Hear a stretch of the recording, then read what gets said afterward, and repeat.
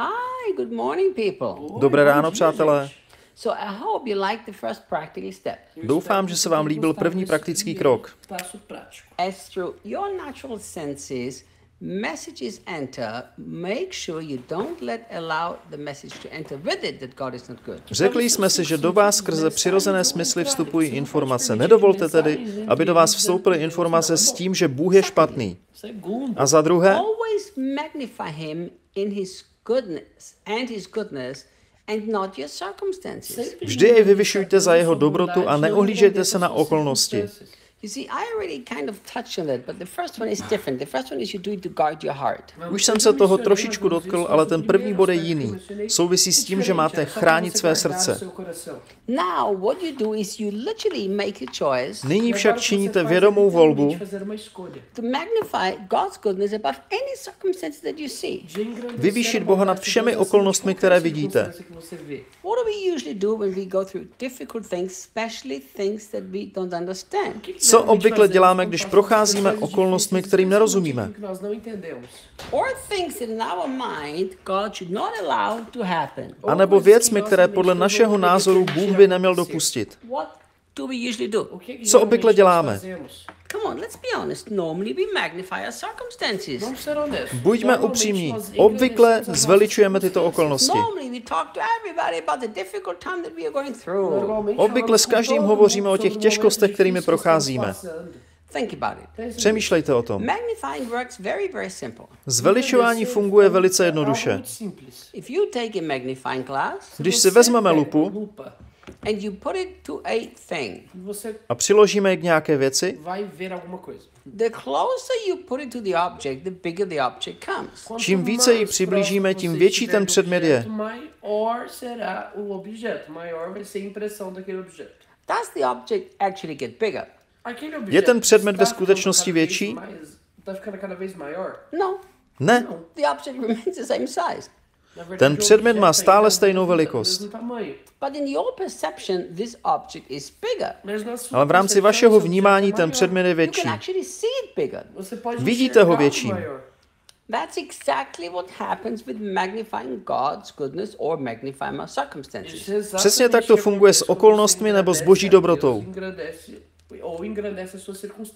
The more you focus on your difficult circumstances, the bigger they become in your perception. Čím více se zaměříme na těžkosti, tím větší budou v rámci našeho vnímání.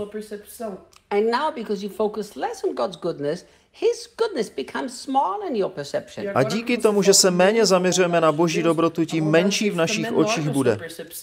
Think about it. Přemýšlejte o tom. And our perception influences our heart and what our heart believes is going to happen. Naše vnímání ovlivňuje naše srdce a čemu naše srdce věří, to se stane. So what does God do when he keeps encouraging us to magnify the Lord, to say thank you all the time? Co Bůh dělá, když nás neustále motivuje k tomu, abychom jej vyvyšovali a neustále mu děkovali?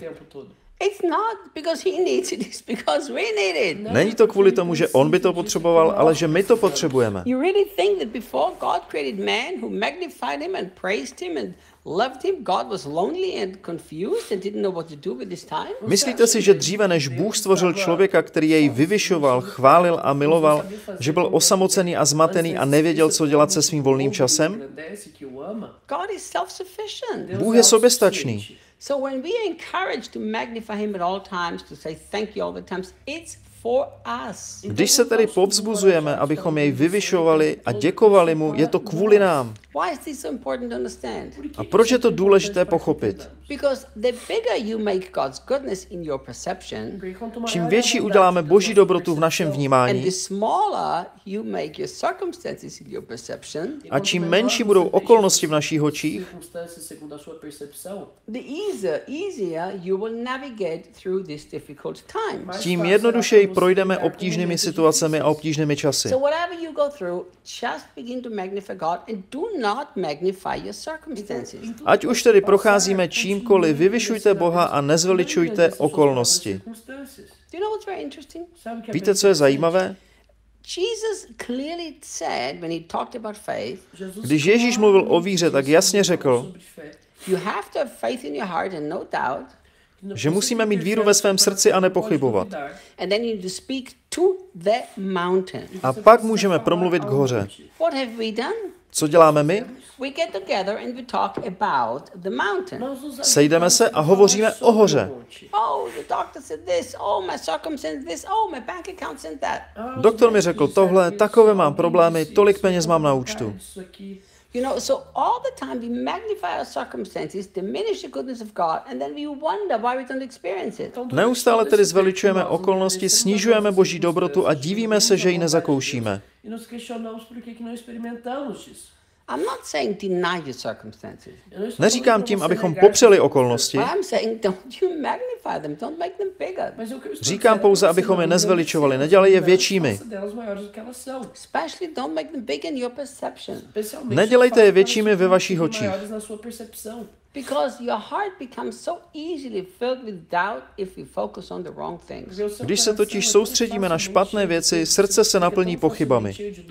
Se você focar na coisa errada. So if you want to navigate well through painful moments of your life that you don't understand why they're happening. Pokud chceme úspěšně projít obtížnými chvílemi našeho života, kterým nerozumíme, Magnify him. vyvyšujte jej. And just don't magnify your circumstances. A nezveličujte své okolnosti. You know, a beautiful example how this was so powerful is in 2 Chronicles 20. Krásný příklad, jak to funguje, najdeme v 2. Paralipomenon. A big army was coming against the people of God. Proti božímu lidu mířila velká armáda. And the people of God were outnumbered. Boží lid byl v menšině. So naturally speaking, they really did not have much chance. Z přirozeného hlediska neměli moc šancí. But the word of God became very clear. Ale Boží slovo zaznělo velmi jasně. Don't go into the war with your armor.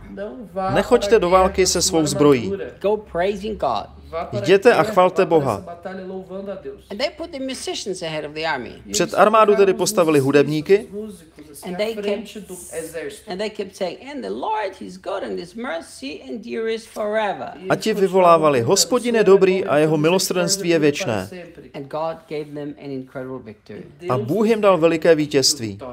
So study 2 Chronicles 20 and learn some keys. Studujte tedy 2. Paralipomenon 20 a naučte se tento klíčový princip. Look at verse 20. Podívejte se na verš 20. You know what it says in verse 20? Víte, co tam je napsáno? If you listen to God and to his prophets, your life shall prosper. Věřte jeho prorokům a uspějete.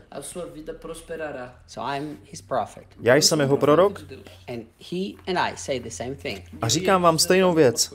Praise him in difficult circumstances Chvalte ho v obtížných situacích and navigate well through life. a úspěšně procházejte Tomorrow we životem. continue with the third practical key. Zítra budeme pokračovat 3. praktickým krokem. I am excited.